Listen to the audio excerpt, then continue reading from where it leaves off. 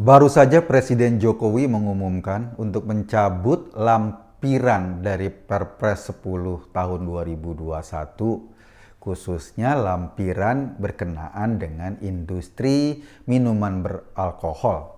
Sebetulnya Perpres itu sendiri nggak ada urusannya sama industri miras. Nama Perpresnya adalah tentang bidang usaha penanaman modal. Ini sebagai kelanjutan dari Undang-Undang Cipta Kerja.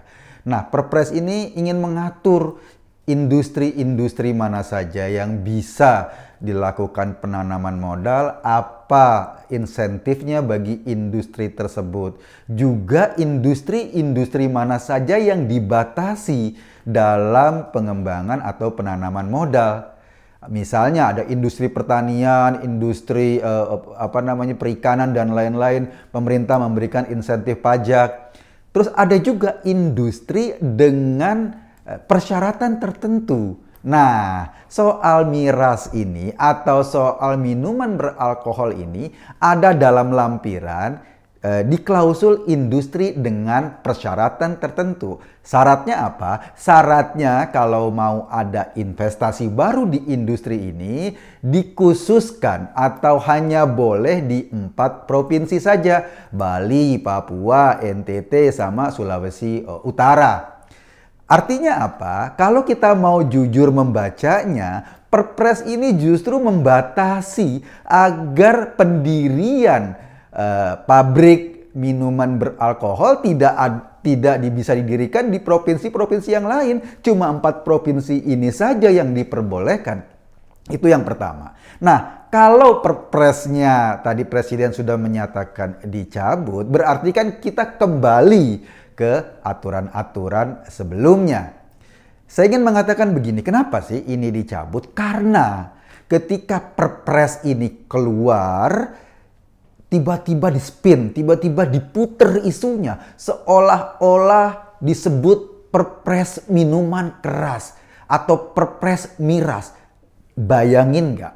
Padahal urusan miras itu hanya satu item dari ratusan industri yang diatur dalam Perpres itu. Dan kita harus jujur bahwa industri miras memang realitanya sudah ada di Indonesia. Kata Ketua BKPM Bahlil Lahadalia bahwa sampai saat ini sudah ada 109 izin perusahaan untuk memproduksi minuman beralkohol dan semuanya existing ada. Jakarta misalnya, Pemdanya itu punya saham di PT Delta Jakarta. Produknya apa? Produknya ya bir. Sahamnya kalau nggak salah 26%. Tahun kemarin 2019 Jakarta dapat dividen 100 miliar dari perusahaan PT Delta ini yang memproduksi bir.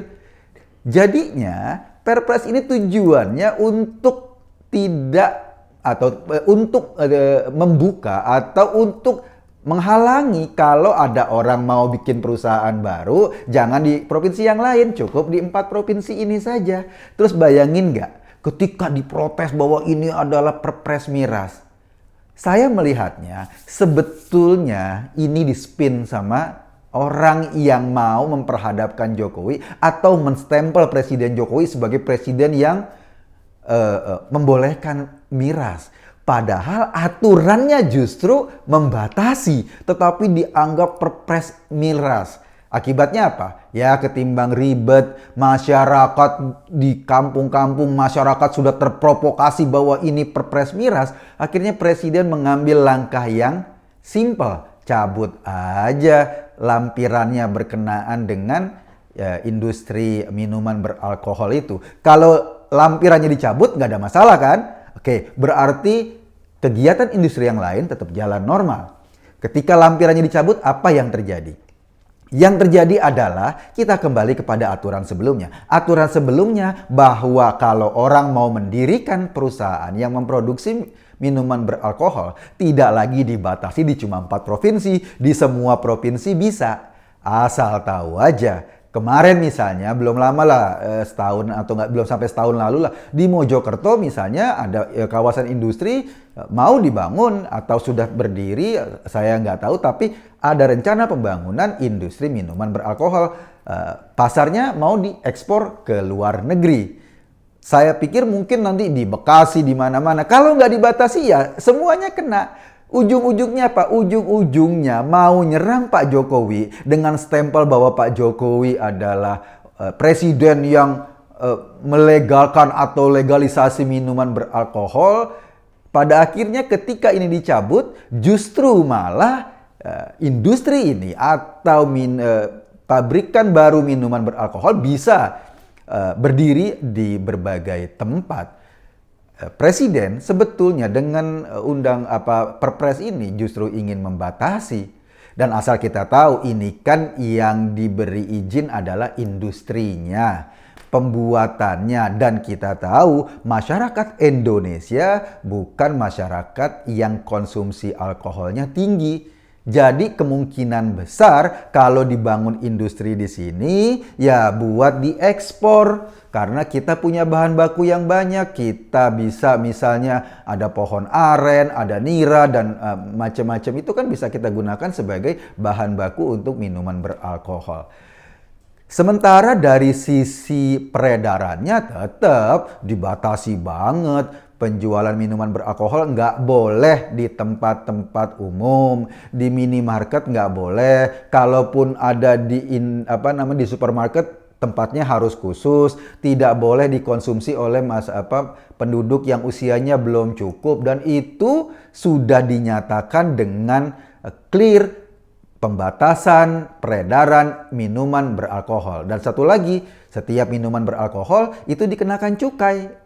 Ya, cukainya tinggi, jadi harganya mahal. Nggak mungkin dong orang-orang yang dompetnya secuil akhirnya bisa beli ini. Tetapi repotnya kan pengawasannya juga harus ketat. Orang-orang yang dompetnya secuil terus mau mabok-mabokan akhirnya beli minuman oplosan. Ini yang bikin banyak yang korban, banyak yang meninggal minuman oplosan karena dicampur-campur dengan segala macam.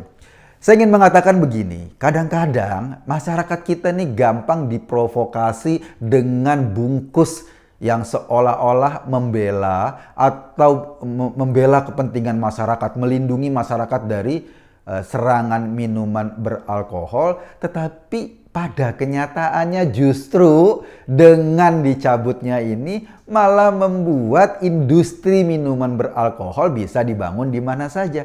Kan lucu. Lucunya kenapa? Ketika Pak Jokowi tadi mengumumkan pencabutan lampiran tentang minuman beralkohol dalam Perpres nomor 10 tahun 2021, seolah-olah wah kita menang, presiden atau pemerintah mencabut, kita hebat. Lah iya, aturannya mencabut pengaturannya. Ketika dicabut pengaturannya maka nggak diatur lagi, maka bebas. Itu yang saya khawatirkan terjadi.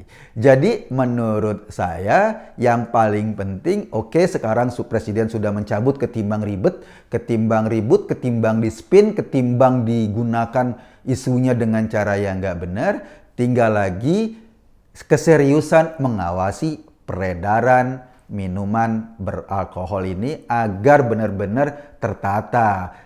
Bukan juga menolak semuanya, karena kita harus fair, harus jujur. Industri pariwisata, perhotelan, tempat hiburan itu membutuhkan produk ini, dan kita nggak bisa menafikan kalau memang masyarakat umum tidak mau mengkonsumsi, ya sudah, nggak apa-apa. Tetapi juga jangan mematikan industri pariwisata dong.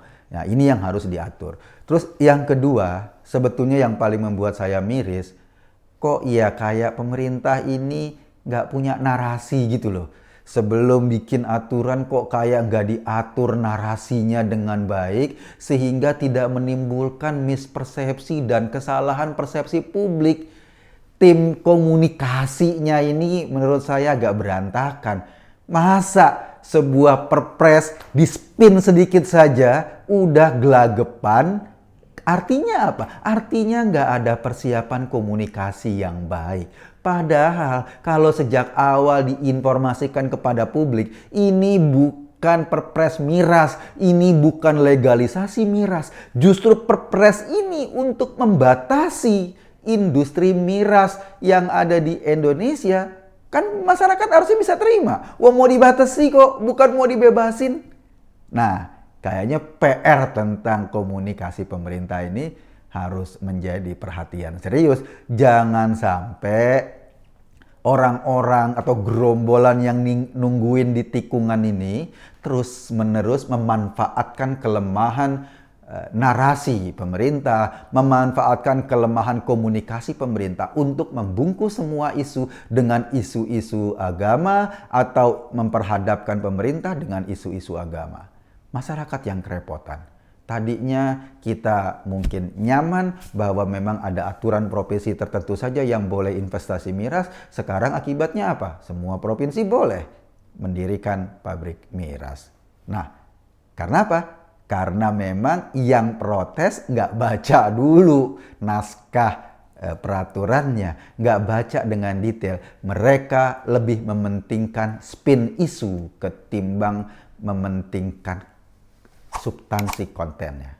Saya Eko Kuntadi cuma mengajak Anda berpikir. Selebihnya ya terserah Anda. Terima kasih.